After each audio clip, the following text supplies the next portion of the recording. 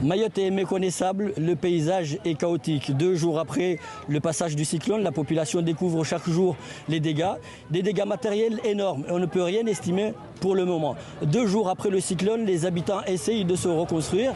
Le manque d'eau et le manque de nourriture commencent à se faire ressentir. Beaucoup de personnes ont perdu leur maison ainsi que leurs biens et ne savent plus sur qui compter. Alors la population est complètement démunie. Il y en a qui ont perdu et qui ont pu se sauver et sauver leur vie en se mettant en dessus d'une table. On a pu rencontrer des habitants qui nous ont témoigné. Alors maintenant la priorité c'est d'abord la santé et la sécurité de la population. On essaie ici de rétablir le réseau électrique tant bien que mal, ainsi que le réseau de communication. On est coupé du monde.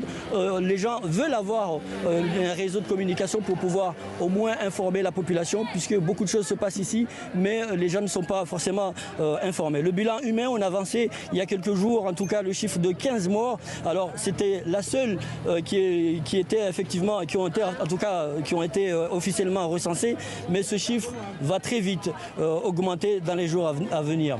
Alors la population attendait des réponses de l'État. Alors Bruno Retailleau, qui est donc ministre de l'Intérieur, est passé à Mayotte. Il est resté 3 heures de temps. Il a rencontré des élus qui ont d'ailleurs demandé des réponses rapides et concrètes. Et la réponse de l'État, bien évidemment, est en train de se mettre en place, puisque l'État déploie un pont aérien et un pont maritime pour venir en aide à la population. Dans quelques jours, des bateaux viendront, dont le Marion Dufresne, qui ramènera des tonnes de vivres et de matériels médicaux, en tout cas des ingénieurs et des effectifs sanitaires et militaires pour tout simplement venir étoffer l'effectif qui est sur place.